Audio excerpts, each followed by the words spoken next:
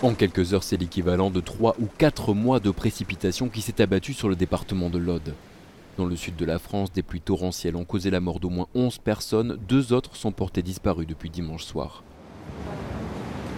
Les habitants de plusieurs communes ont été piégés par la montée rapide des eaux, comme ici à Villegayenc, près de Carcassonne. Dans ce village, l'eau a atteint 1,50 m dans certaines maisons.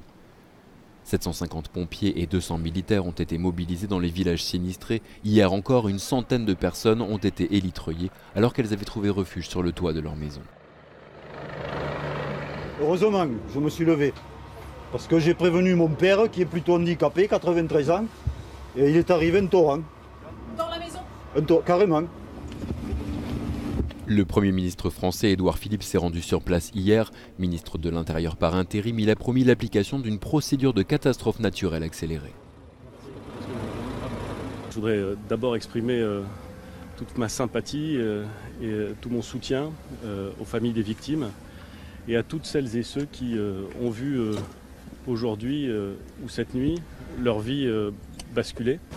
Dans la région de Carcassonne, les champs sont complètement inondés, plusieurs chaussées sont détruites ou impraticables avec des arbres tombés sur les routes.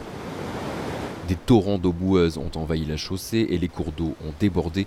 Les rues et les niveaux inférieurs des habitations sont toujours inondés dans plusieurs communes du département.